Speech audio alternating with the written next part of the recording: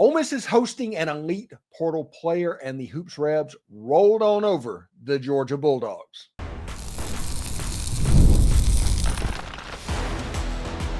You are Locked On Ole Miss, your daily podcast on the Ole Miss Rebels. Part of the Locked On Podcast Network, your team every day.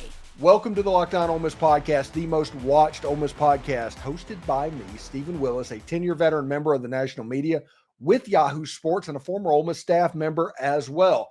Thank you for making Locked On Ole Miss the Ole Miss morning show of choice. On today's show, we're diving into the latest in the transfer portal with three players that every Ole Miss fan needs to know about right now. First up is the Alabama Crimson Tide edge, Jeremiah Alexander, a former five-star recruit and a top 20 prospect who's expected to visit Ole Miss soon.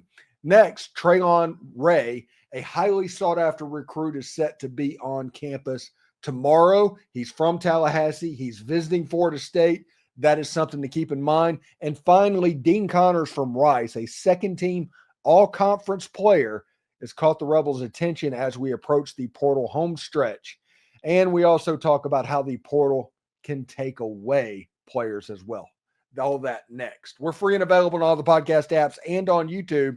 Thank you for making the Locked On Ole Miss podcast your first listen every day, and a special shout out to the insiders and everydayers who make this show what it is. For your second listen, check out Chris Gordy at Locked On SEC or Corey Burton at Locked On Vandy for more perspectives on college football, the SEC, and yes, even Ole Miss. I'll see you over there.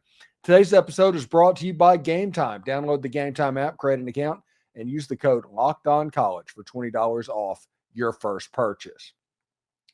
So Ole Miss absolutely dominated in the Gator Bowl. It was nice to see one SEC team actually show up and play to their potential in a bowl game instead of laying an egg like the South Carolina Gamecocks did, the Alabama Crimson Tide did. All of these teams that supposedly had an argument of that they should be ahead of Ole Miss. No, you were a joke. You choked. It's all good. Ole Miss belonged in the 12-team playoff. All the stats show it. But that's all done. That's going to mean that momentum is basically captured by Ole Miss that can be carried through the transfer portal window as it goes now, the late signing day as well, all the way into spring practice and all that. It's not going to look like it did in 2024. That's a different type of momentum that Ole Miss had at that point. But it is going to be in a very positive space for the Ole Miss Rebels. And since then, it's attracted the attention of several players in the transfer portal, one of which is Jeremiah Alexander. He's a 230-pound edge player from the Alabama Crimson Tide. Listen, this is a guy that was a top 20 recruit in the entire country coming out of high school. He was a five-star. He was an absolutely aggressive machine. But when the coaching changes started happening at Alabama, system swapping over and over again, it got to a point in this latest Alabama system where he just didn't fit. He was a backup in that system, but he wasn't a match for the Kane Womack defense at Alabama. He was recruited by Pete Golding to Alabama way back in 2022. He played for Pete in 1 year in 2022. And it was set up for him to go up through the system similar to what a Will Anderson did. He's a 235-pound guy as well. Somebody playing that jack position. So I think Pete Golding and Ole Miss has a good shot at landing Jeremiah Alexander. Now, remember, he's being recruited by everybody. He had a visit to Auburn. He's going to be recruited by Clemson, which is weird to hear Clemson in the transfer portal, but that is a thing that is happening at the moment. Jeremiah Alexander is a very wanted player because of the athletic gifts that he possesses. Pete Golding, though, is the man that got him to Alabama originally. He is the one that has identified this guy as somebody that would fit well in his system. This would be a key evaluation win if Pete Golding could get him back, because he knows what Jeremiah Alexander would do in his system. Now, he's not coming in to start.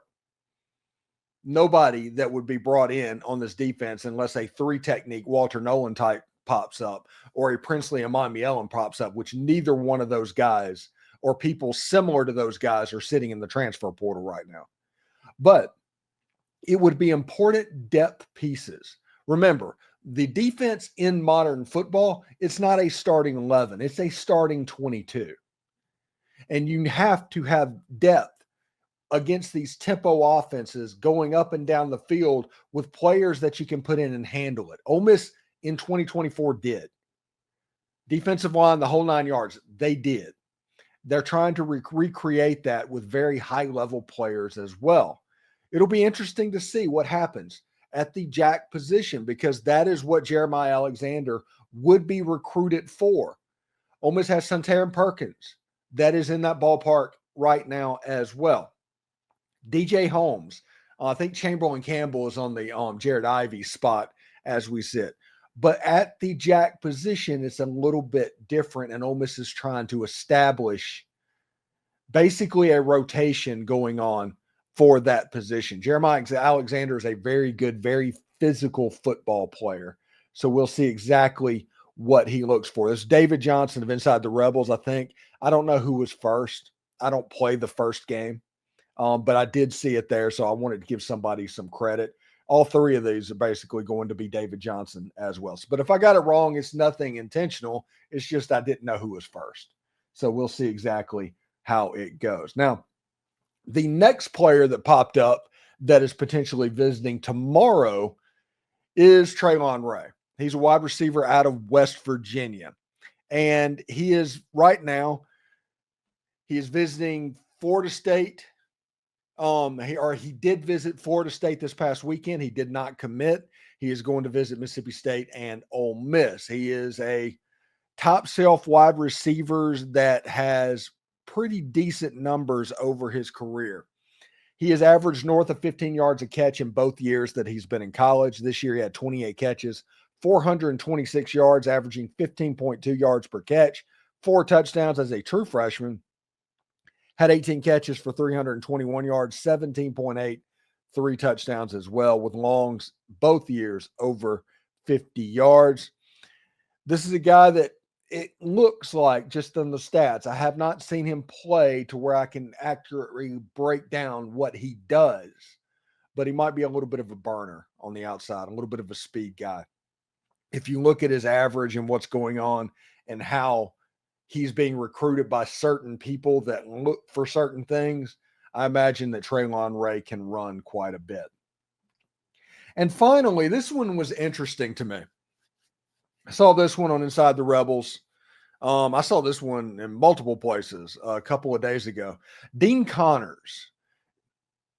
I'll put it to you like this. I think an article that David Johnson did said that he has gotten Ole Miss's attention. No visit's been set up. Eventually, one could happen. He is a second-team all-conference player as a running back. Had about 750 yards rushing, had about 600 yards receiving as well. A good player, a nice, versatile player.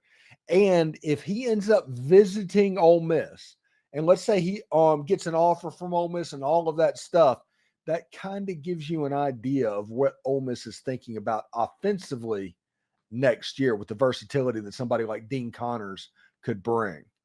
He is probably very similar skill set to what Cash Jones brought to the Georgia Bulldogs this year. When you look at what he does, I think you could move over to that as well. And with Logan Diggs having a decently flashy Gator Bowl, nothing great, nothing big, but enough to where you're like, okay, he's going to be fine. Shakai Mills-Knight, who this weekend plays in the Navy All-American Bowl on NBC, you can check him out. And you have Kewan Lacey that's been brought in as well. The running back room should be in pretty good shape. Dean Connors would be a luxury piece added to that running back room if a visit gets set up, if he ends up committing to Ole Miss. This is a second-team, all-conference player that is a consistently good football player with excellent hands. Now, he is originally from California. Maybe he's looking to go out west when he enters the transfer portal, but he's already visited Houston.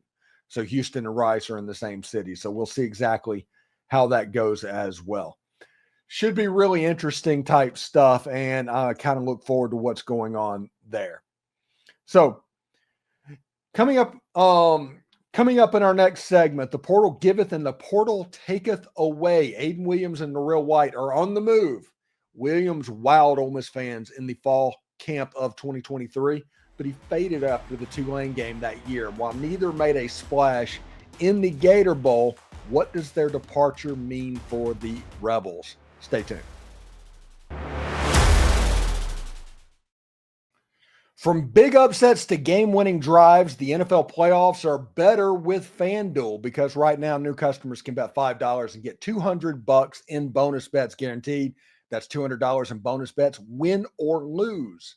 The FanDuel app gives you everything you need for live bets, same-game parlays, and so much more. Ohio State is currently a 5.5-point favorite over the Texas Longhorns, and Notre Dame is a 1.5-point favorite over Penn State in the college football playoff games that take place a little bit later on this week. So we'll see how that goes and if the line moves a little bit as that game gets closer.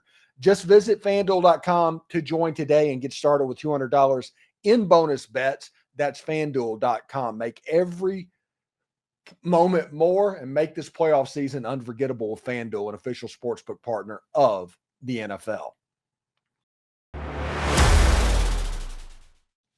So, looking at this game, or these games that are going on in the playoffs this weekend, that should be pretty cool stuff. I want to see if Ohio State can continue what they have been doing over the past couple of games, and I want to see Notre Dame. I enjoyed watching Notre Dame over the weekend. I know my SEC card is going to get taken away on that one, but I enjoyed watching the Notre Dame Fighting Irish. So we'll see. That was FanDuel earlier. So, you know, the portal giveth and the portal taketh away. And Ole Miss is losing two athletes that, I don't know, if you look at their names, it should mean more and it should affect Ole Miss more than it actually does. In looking at Ayden Williams, these are his career numbers, not his just 2024 numbers. I had put the wrong thing on the graphic. He had 7 catches for 119 yards. Ayden has entered the portal. Ayden is a good football player. We can all remember when he busted on the scene in 2023 in fall camp, and everybody was like, wow, Ayden Williams, this dude is special. This guy is really, really good. And he flashed all of the time in fall camp, got into the season. He came in the opening weeks. He had a couple of chances to make plays, did not make them. It all kind of went sideways on him the third or the fourth game of the season against Tulane, where he had a major league bust that ended up costing Ole Miss on the field. And all of a sudden, the playing time for Ayden Williams got less and less. In 2024, nothing really changed over the 2023. And in the Gator Bowl, you just didn't see him. And that kind of spelled the writing on the wall for Ayden Williams. I do think Ayden Williams is going to be good at his next stop. I think he's the type player that could end up at USM and be a star. Him and Braylon Brown running around in Hattiesburg. I think that could happen as a Sun Belt level wide receiver. It just didn't work out at Ole Miss for whatever reason. So Ayden, go be great, buddy. And the other one is Noreel White. He was a guy that was a true freshman this year. He had 2 catches for 34 yards on the season. If you want to look at the picture that I just put up, that is the only picture that USA Today Images had for Noreel White in Ole Miss uniform. So that tells you what's going on there. He had a couple of catches in the season opener, I think when Ole Miss beat Furman down. Got a couple of catches in that game. Didn't hear that much out of him after that season had gone on and did what it did. Listen, these are two name-wise and potential-wise guys that Ole Miss fans looked up to going into the season. It is what it is. Just never really materialized. And when you look at the transfer portal class with Deshaun Stribling, who is a good player who is likely going to step into the starting lineup, and Ole Miss in high school recruiting signing quite possibly the best high school recruiting wide receiver class in the entire country, I can see why these guys are moving on to their next stops. And I wish them nothing but the best. It could be great. But whenever you have Winston Watkins and Caleb Cunningham and Dylan Alford and Samari Reed coming in It's kind of a different type situation for a young receiver. Whenever you come in, you have a short period of time to make an impression. If you make that impression, you can develop into a star. See what Ayden Lee is doing. Ayden Lee is the example of the high school wide receiver in Ole Miss's system. But if you are a high school player like J.J. Henry was, high school player like Ayden Williams, where you flashed and you've earned the right to be on the football field, but you didn't take advantage of that when you got on there, you're probably not going to get chances later on in your career. That's just historically what this staff does. They are really big on whenever we put you in a game, perform. If you do not get second and third chances. They might say, okay, he messed up. Okay, that's fine. But if you mess up enough, it stops. See what Michael Trigg did in, I guess it was 2023 maybe, where he showed up against Georgia Tech and dropped what would have been a touchdown pass. He didn't see anything. It was gone. It was over. That was the moment when he was done. You see that over and over and over again. If you are a skill position player at Ole Miss, you better go into the game and perform. If you don't, you might not get very many opportunities. But if you perform when you're on the field, see Ayden Lee, see Quinshon Judkins, see the young players that are actually playing football for Ole Miss, and you can see that, okay, that works.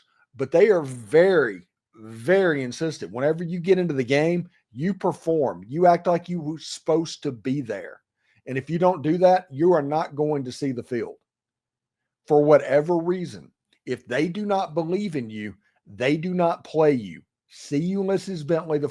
For whatever reason, they did not believe in him. He did not step on the field. It's nothing necessarily against the kid. It's just based off of their evaluation of what they think. Now, if we move to 2025, that season, the wide receiver room without a Noreel White, without an Ayden Williams, what does it look like? And this is not counting transfer portal players that might come in like Traylon Ray if he decide to end up at Ole Miss. I'm not even going to count him. But you have Deshaun Stribling, who is going to be a major key for this offense moving forward. He is the bigger type wide receiver that Ole Miss has been looking for. You have Ayden Lee, who has not dropped a pass this season. He is the interior slot player. He played a major role in the Gator Bowl. This is an example of a high school player that has really made good. He is kind of an alpha at the wide receiver position. Then you have rumors, air quotes are up right now, rumors that maybe Juice Wells is thinking about coming back to school. We'll see what that happens. If Juice Wells comes back, he slots in on the other side across from Deshaun Stribling. That's the way that's going to work. If he decides to go to the NFL, that's where it gets interesting. You have Caleb Cunningham. You have Caleb Odom. You have a bunch of talented wide receivers. You have Winston Watkins, who is going to try and get on that Ayden Lee platform moving forward. There's a lot of good wide receivers coming into Ole Miss.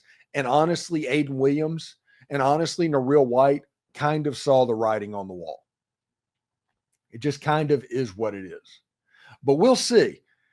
I do know that the wide receiver units, just like they were at Alabama, whenever they had Jalen Waddle and all those guys, Lane Kiffin builds up the wide receiver units because that is his root.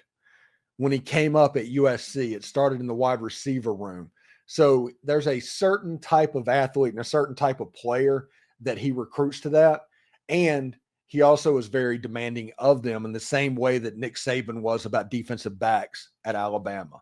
So we'll see exactly how it goes. It should be pretty cool in the wide receiver room. Best of luck to Ayden Williams and Noreel White in their future endeavors. All right, coming up in our final segment,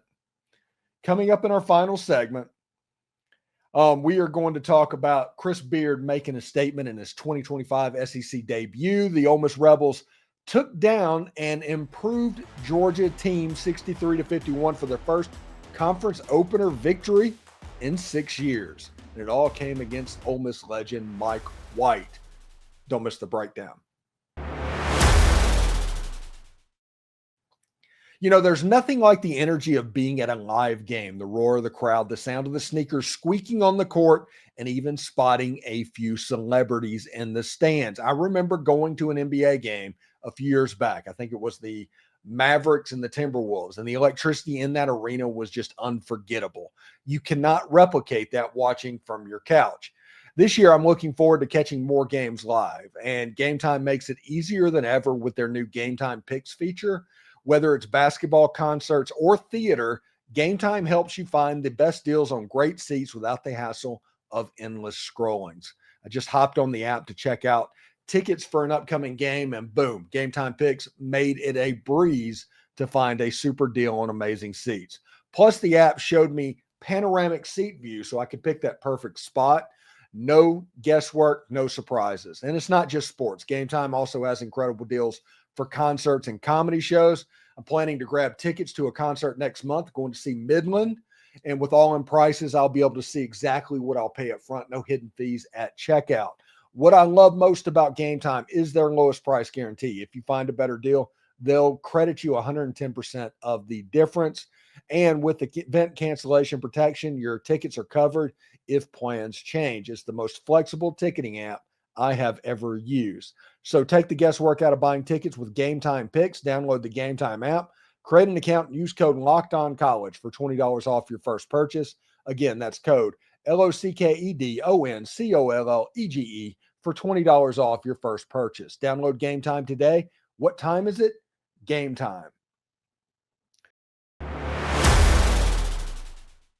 All right, it's pretty interesting what is going on in the basketball field as we speak right now. Chris Beard debuted against the Georgia Bulldogs yesterday and got the win in the game. It was the first time that Ole Miss had won an SEC opener in like 6 years. And it seems like for whatever reason, Ole Miss has been opening up with Kentucky or something like that every single year. They have not had the best draw in the world, but Ole Miss got to open up at home, which is a rarity, and against a team that they theoretically should have been able to handle, and they did handle them.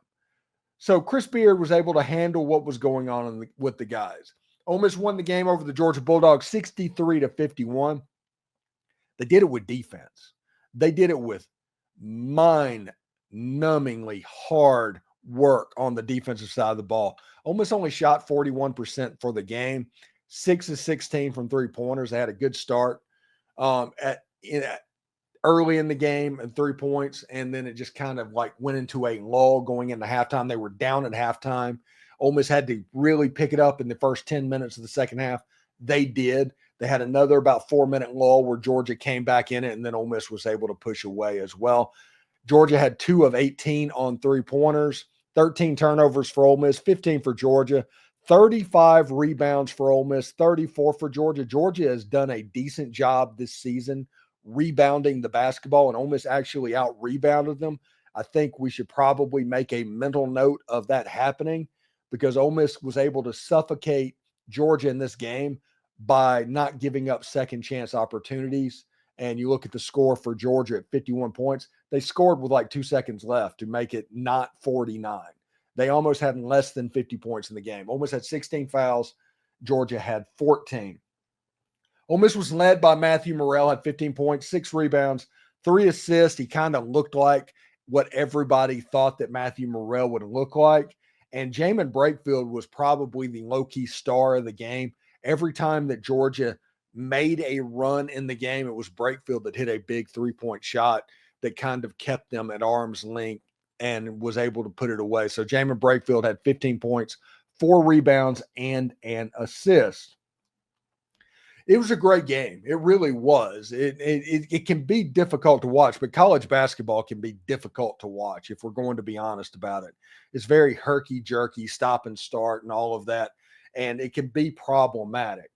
But Ole Miss being good, that makes everything a little bit better in what goes on. I think Ole Miss has Arkansas on Wednesday, and then they have LSU on Saturday.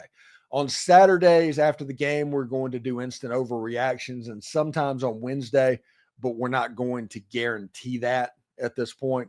But I think Saturday's instant overreaction, that supremely popular program that we have been putting out. Thank you very much for that. We're going to try and move that over into the basketball realm as well. So we'll see exactly how that goes. The first day of SEC basketball, Mississippi State blew out South Carolina. Texas A&M blew out Texas. Auburn won by a lot. Tennessee won by a lot. The Kentucky-Florida game was fantastic. It was 106-100. It's like the third time in history that the SEC opener for two teams had both teams scoring 100 points or more. So that was really fantastic. This is the best basketball league in the country. It's not even close. This is literally a race for 8 wins. Ole Miss trying to get to that 8th win, and then everything on top of that is just a cherry on the top of what's going on. Ole Miss got their first win, so they need 7 more to get to that magic 8 number, and you can just kind of build on seeding after that. But, I mean, Auburn's fantastic. Bama's fantastic. Even teams like, Georgia's very much improved. Oklahoma's great. Texas A&M's like pulling teeth. This is going to be fantastic to see which teams do what in the SEC this year. Because if you want to look at what's going on outside the conference, they're just absolutely dominating at a scale that hasn't been seen since like the ACC in 1983, that time period. So we'll see how it goes for the Ole Miss Rebels and all of the teams in the Southeastern Conference this season. But after the first SEC game, Chris Beard and the Ole Miss Rebels 1-0. Tonight we're going to talk to Dalen Flowers. Tomorrow we'll have potentially Mike Huseman. He hasn't officially agreed to that whenever we do our Locked On Ole Miss Live, but we're going to talk transfer portal. Wednesday night, we'll see what happens. Might be Tim Thomas on Thursday, something like that. And we'll be able to eventually talk with Brantley Sanderson about women's basketball as well. So stay tuned for that and what's going on. It should be a lot of fun. All right. So thank you for making the Locked On Ole Miss podcast your go-to source for Ole Miss sports. We pride ourselves on offering the most comprehensive perspectives, which is why we're the number one Ole Miss podcast out there. Your support means the world to us. Thank you for making Locked On Ole Miss your first listen today. For your second listen, check out Locked On SEC podcast. Host Chris Gordy holds no punches, covering the best conference in college football. Find Locked On SEC on YouTube or wherever you listen to your podcast. SEC basketball season, it's underway. We'll see how it goes. Hotty toddy, everyone.